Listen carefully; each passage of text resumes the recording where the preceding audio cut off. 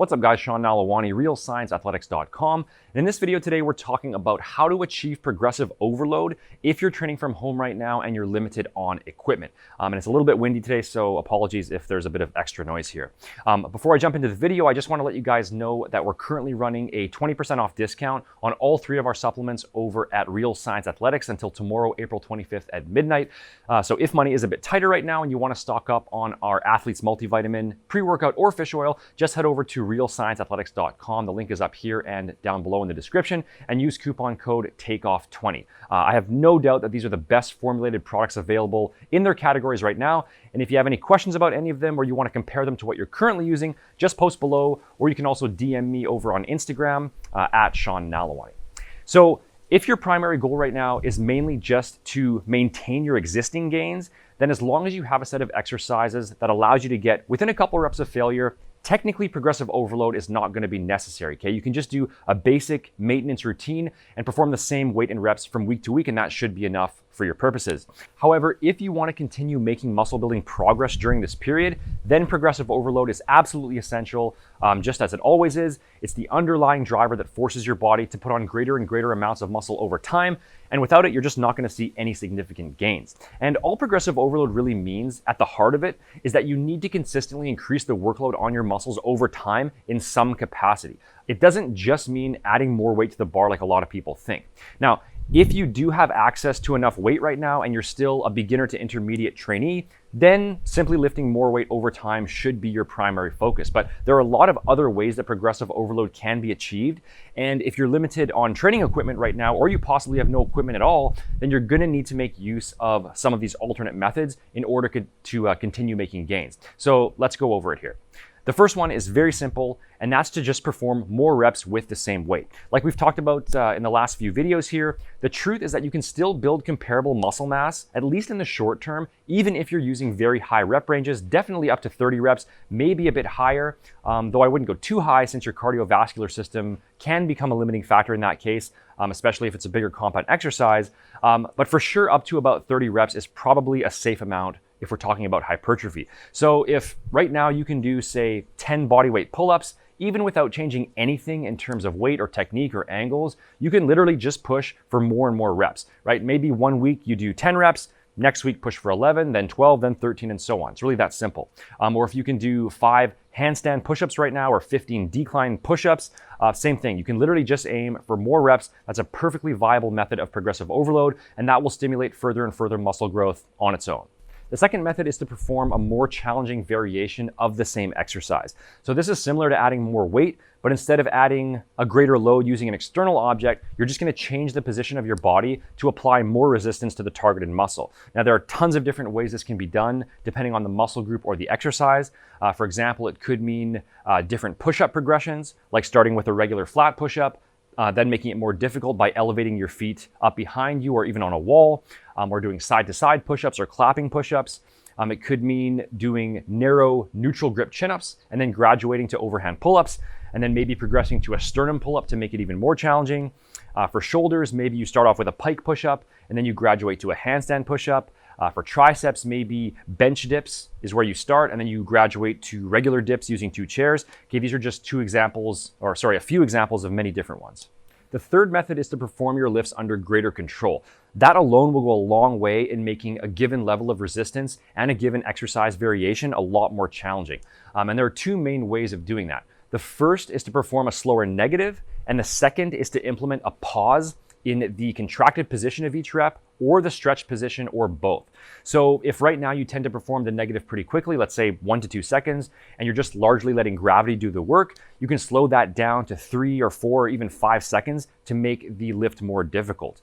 And it doesn't necessarily have to be on every single rep. For example, let's say right now on Bulgarian split squats, you can do 15 reps and you're using a 1 to 2 second negative. Okay, you could start by slowing down maybe the first 3 reps and then perform the rest of the reps as normal. That's technically a form of progression. Then next time, do the first maybe 6 reps more slowly, and then the rest as normal, and then so on. Remember here that progressive overload, or rather with progressive overload, you don't have to be improving by leaps and bounds every single time you train, okay? It's all about small, gradual, incremental improvements, and then letting those improvements slowly add up over time. As long as you come back to the gym and you do more than last time in some capacity, that's the most important thing.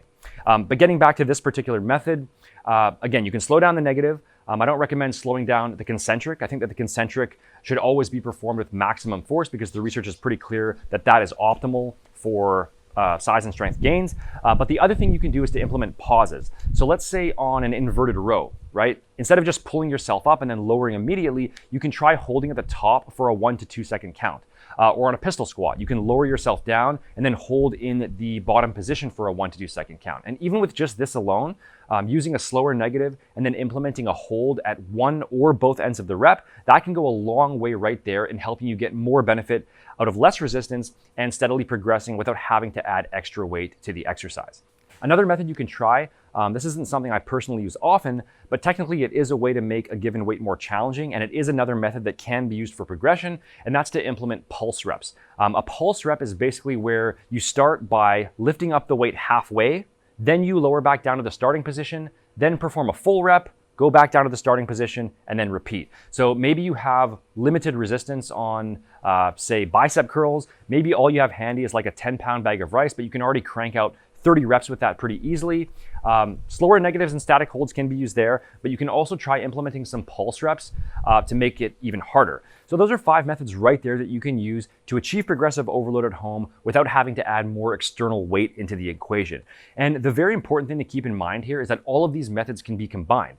Okay, you don't have to just train for more reps or just use more difficult variations or just alter your technique. If you start combining all of these methods together, then in practical terms, there's almost no end to how far you can progress, and certainly no end if we're talking about training from home this way, maybe just for the next few months. There are just so many different progression permutations available. For example, you could graduate from a regular push-up to a foot elevated push-up and train for higher reps and do slower negatives. Or you could graduate from a split squat to a pistol squat and implement a 2-second pause at the bottom of each rep and do the first 5 reps maybe in a pulsed fashion. And then in addition to all of this, let's say somehow against all odds you manage to exhaust all of these different methods and you can do 30 reps per set with the hardest possible exercise variation with controlled negatives, paused reps, and pulses. In that case, you can also just perform more total work by increasing the total number of sets performed per workout and per week, or you can also increase the training frequency or both. So instead of 10 weekly sets for quads, you could bump it up to 12 sets, then 14 sets, maybe up to about 20 sets or so per week.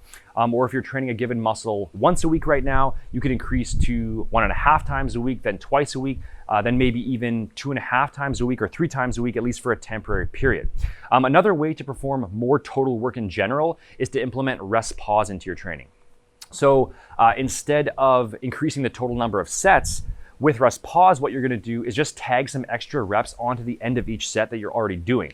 So with rest pause, what you would do is perform your regular set, do say 12 reps in total, getting within 1 to 2 reps short of failure, then rest completely for 10 to 15 breaths, crank out a few more reps, again going 1 to 2 reps short of failure, then rest again, and then repeat that once or twice. That's called multi-rep rest pause, and it's a very good way to add more quality reps to your workout without actually having to perform an entirely new set each time. Drop sets are another option here. I'm not a huge fan of drop sets. I do prefer rest pause overall, but you could add in a drop set here and there as well to make a given exercise more demanding. And as most of you probably know, that's where you perform your normal set, and then immediately without resting, you reduce the weight, crank out some additional reps, and you can repeat that maybe once or twice. And then lastly, you can also perform more total work by just going closer to failure on your sets in general. I think about 1 to 2 reps short of failure on the bulk of your sets is a good sweet spot to aim for. But some people out there do recommend as low as 3 or 4 reps short of failure. So if you have been going several reps short of failure, then you can just bump up the effort level and take things 1 to 2 reps short. Or if you're already going 1 to 2 reps short, then you can perform some of your sets all the way to muscular failure. I don't recommend performing every single set to failure, but one option would be to perform, say, the first 2 sets of an exercise, 1 to 2 reps short of failure, and then finish off by taking the last set all the way to failure. That's technically a method of progressive overload as well, that you can sprinkle in if it suits your individual situation. So there you have it, guys. That's actually 10 different methods of progressive overload that you can incorporate into your home workouts that don't involve adding more weight to the bar or to your body. So just to recap, the methods that we covered are performing more total reps, using more challenging exercise variations, performing slower negatives, pausing in the contracted position of the rep, pausing in the stretched position of the rep, implementing pulse reps, performing more total sets, increasing your training frequency, utilizing rest pause or drop sets, and increasing your level of effort by training closer to failure. And like I said, these can all be combined in various ways, and by using different combinations, there's just no way that you're gonna run out of different ways to progress and to stimulate further and further muscle growth. Just make sure to write down all your workouts in the same way as you would if you were training at a regular gym. Okay, the exercises you did, the amount of weight you lifted if you are adding external weight, the number of sets you did, the number of reps, and whatever extra techniques you might have used, like negatives or pauses or rest pause or anything else. And then just aim for small, consistent improvements each week and let those small improvements add up over time. And trust me, they'll add up a lot faster than you think if you track things diligently, and you will be able to grow from this even if you're not adding more weight to the bar. If you found this advice helpful and you do have access to basic training equipment right now, some dumbbells, a bench, and ideally a pull-up bar, then you can check out my complete body transformation blueprint program by clicking up here or in the description box below. That program will help you get the very best results with multiple training cycles included, meal plans, video demos, and it can be adapted to your home gym setup once you sign up. Just shoot me an email and I'll help you with that.